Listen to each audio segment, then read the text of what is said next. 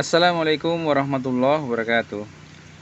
Apa jadinya kalau ada pelabuhan tapi tidak ada akses jalan menuju ke sana? Bagaimana tentunya caranya seseorang yang ingin mengantar barang ke pelabuhan untuk supaya nanti diangkut oleh kapal yang ada di sana menuju ke tempat yang dilalui melalui perairan? Atau sebaliknya, bagaimana nanti ada barang yang sudah sampai di pelabuhan itu untuk kemudian didistribusikan di daratan sekitar pelabuhan itu tadi? Kalau tidak ada jalannya, bagaimana cara distribusinya? Tentunya ini hal yang janggal dan ini fakta yang terjadi atau yang kita dengar beberapa waktu lalu. Nah, apakah di desa juga mungkin terjadi seperti ini? Bisa jadi pembangunan yang tidak selesai, bukan pembangunan yang belum selesai. Yang tidak terselesai itu juga mungkin terjadi di desa. Apa sebab pembangunan infrastruktur itu belum selesai? Di antara yang menjadi sebab pembangunan infrastruktur tidak selesai dan bahkan menjadi mangkrak adalah perencanaan jangka panjang yang kurang detail, baik itu mengenai kemampuan finansial yang dimiliki. Biasanya terjadi di desa adalah di dalam pembangunan itu tidak merencanakan dan juga tidak menggambar dan juga tidak merinci anggaran secara detail. Beberapa kasus misalkan mereka sekedar mengira-ira kami mau membangun jembatan ini dengan nilai 10 atau 20 juta rupiah, nanti detail kebutuhan di lapangan seperti apa nanti kita sambil jalan saja. Nah, hal-hal seperti ini beresiko menjadikan pembangunan akan tidak selesai sebagaimana mestinya. Yang mestinya panjangnya atau spesifikasinya sesuai dengan perencanaan, karena sekedar dikira-kira, istilahnya adalah dengan menggunakan angka gelondongan, tidak dirinci. Itulah yang menjadi sebab kemudian di dalam pelaksanaannya akan beresiko menjadi tidak selesai.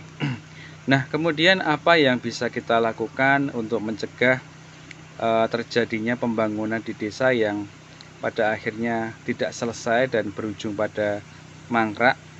Yaitu bagaimana kita bisa memaksimalkan potensi sumber daya manusia yang ada di desa tersebut, orang-orang yang bisa merancang secara baik DED atau RAB, apa istilah yang tepat untuk itu, kita libatkan untuk dia bisa membantu kita merancang pembangunan-pembangunan yang akan kita laksanakan.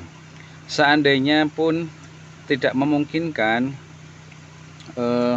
mereka untuk sumber daya lokal ada seperti itu, bisa juga seandainya di sekitar kita ada kampus-kampus, sehingga kita bisa bekerja sama dengan pihak kampus, bagian LPPM misalkan, lembaga pengabdian dan pengembangan atau lembaga penelitian dan pengabdian masyarakat, itu bisa kita lobby ataupun kita ajak kerjasama untuk dalam hal perencanaan seperti itu tadi, sehingga nanti setiap pembangunan yang akan kita laksanakan bisa sedetail mungkin kita uraikan atau kita rinci, sehingga akan meminimalisir kemungkinan resiko pembangunan yang tidak selesai sebagaimana mestinya.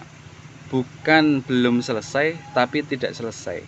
Dan itulah ada kemungkinan di desa kita bisa terjadi.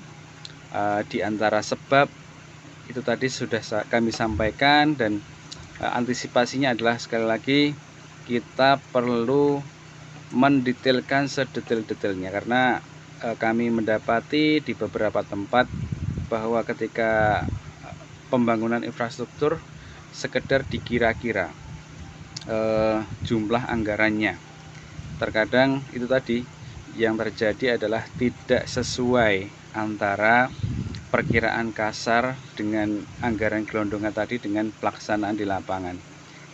Seringkali menjadi membengkak. Itu mungkin yang bisa kita ulas di kesempatan kali ini. Kita perlu berupaya sebaik mungkin melakukan perencanaan sehingga di dalam pelaksanaan pembangunan di desa tidak terjadi hal-hal yang di luar daripada yang tidak kita inginkan, sehingga terjadi pembangunan yang tidak selesai atau bisa dikatakan mangkrak itu tadi. Sekian ulasan kita. Salam berdaya. Assalamualaikum warahmatullahi wabarakatuh.